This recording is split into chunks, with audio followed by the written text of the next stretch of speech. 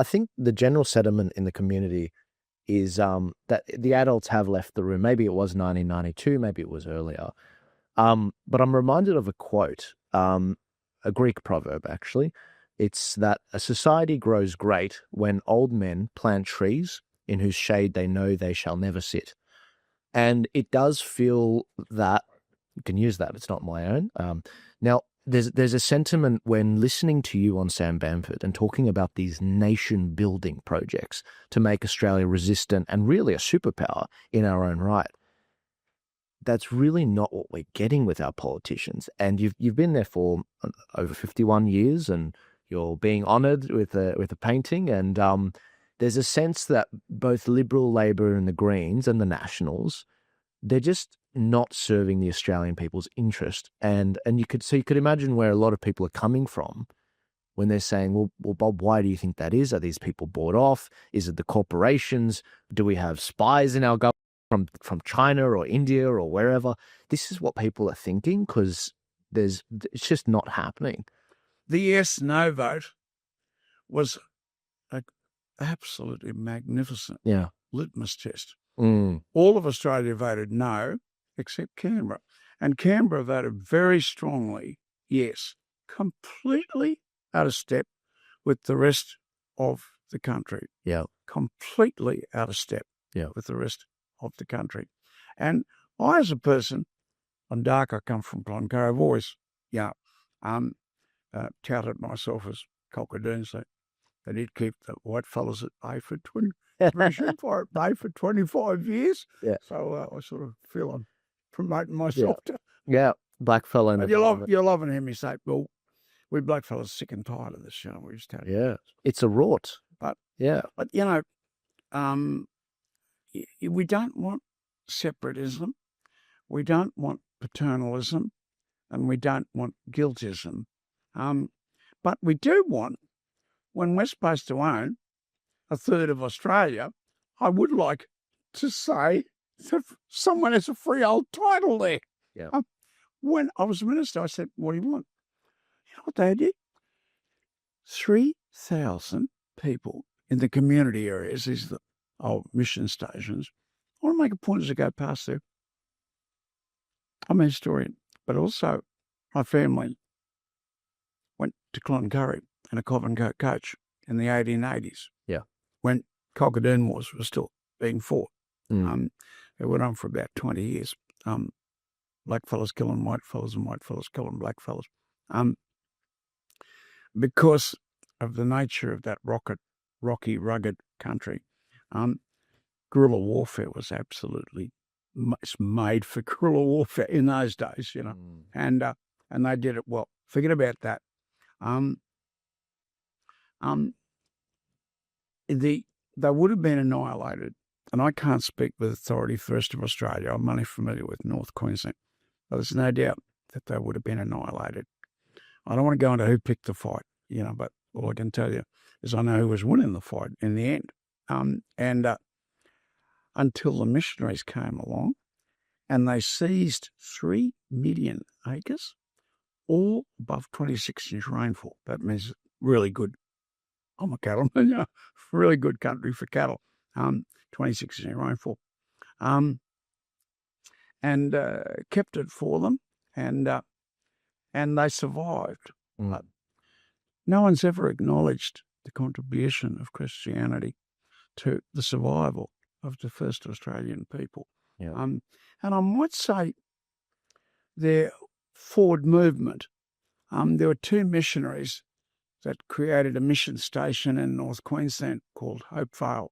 It was a Lutheran mission. And the 2 missionaries were a bloke called Leo Rosendale, Nolly Pearson's. If I can just take 20 seconds of your time, I apologise for interrupting this clip. If you'd like to support Turning Point Australia and what we're doing to help keep the lights on and keep the work going moving forward, please check out our website at tpaust.com.au. We've got a range of merchandise, whether it's the Make Australia Great Again hat, whether it's the other shirts that we have, or the educational maps that we have. please go and support. If you don't want to buy any merch, that's fine. You can also support us by buying us a coffee and becoming a regular subscriber for as little as $4 a month. I'll let you guys get back to it. Thank you so much. Lester Rosendale, son of, first cousin, so he's one of the Rosendales. And the other one was a bloke called Bajocki Peterson, later on became Premier of Queensland. They had two missionaries, spent their time on horseback, and pull these people in to protect them, because what was happening to them was real, real bad. Without the missionaries, my mob would have been slaughtered, and there's no question about that. Yeah. And I don't want to go into all the ugly details of that. Yeah. But The Voice demonstrated that there's sort of black sovereign people out there, a lot of Aboriginals, where they voted no. They said, you are spending up to $40 billion on us. We're not seeing it. It's going to all these bureaucrats, these planners, these lawyers. It's not getting to the grassroots, and it's not actually yielding any results. I mean, $40 billion, it's almost as big as the defence budget of $50 billion. When I did the figures, and in conjunction with the Parliamentary Library, but the average person who claimed to be First Australian should have been getting $200,000. And I remember Wilson Tuckey saying the only thing the place needs to do is to tie it up in a box with a chain on it so no one can get it open in Canberra and send it out to the people. And only they've got the key. Yeah. And that was a very good call. And Wilson, like myself, was brought up in schools where, probably half of school was First Australian. Yeah. And you probably had dust-ups and fights with a few of them. Anyway, you get the point. But let me come back. I can't answer your question. I wish I could, on why it all turned bad. And it turned bad so quickly. Yeah. Is it a victims of our own success sort of thing? Like we became apathetic because of how good we had it? No, there was a belief that in a group in Australian society which would have considered themselves working class in the 30s and 20s, working class doesn't work now in Australia.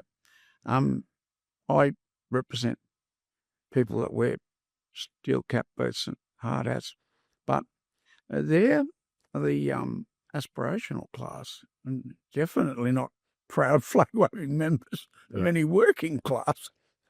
Cultural Marxists. Yeah. No, I don't know what labels people want to put on, but all I know is, they work hard in dangerous jobs to better themselves, to better their families and their opportunities. But somehow, people were told that kids had to go to university, and that was a mark of success. Yeah. Well, it has been a disastrous set of values for society, in my opinion. And I'm not saying that, a lot of people would like to go to university and would enjoy going to university. And there's no doubt that we need engineers and doctors, no doubt at all, and scientists too, not that there's any science being done in Australia. Right? But I don't like dwelling on how we got there, because I don't know or understand that. It could have been from the incentives, right? The incentives of X and all of that. The greatest government that Australia's ever seen, outside of the Theodore governments, was the Bajocki Peterson government. And no matter how you want to measure that, if you want to measure that the number of people going to university, we come out in front, Yeah. If you want to measure that the number of medical schools, we come out in front.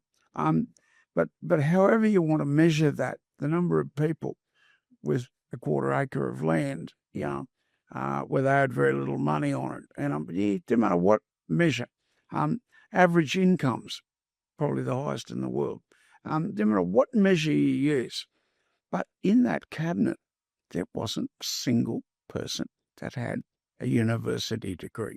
In fact, the only one that had been to university was myself. Yeah. And, my qualifications, working as an unskilled labourer in the lead smelter. In a society in which an unskilled labourer in the lead smelter within 17 years could own 250,000 acres in a 26-inch rainfall belt and not owe any money on it, and is negotiating 15 million for his mining interest because he's a mining man. He had cattle, but he was not a cattleman. Yeah. What a great society that was. Yeah. Those freedoms, those wonderful sense of excitement and achievement has been taken off Australians by a generation of leadership that has betrayed every single thing that Advance Australia Fair represents. Thank you so much for watching the show. I hope you enjoyed this particular clip. If you want to support this show and keep the lights on and support everything we're doing at Turning Point Australia, please head to tpaust.com.au, where we've got hats, we've got shirts, we've got maps.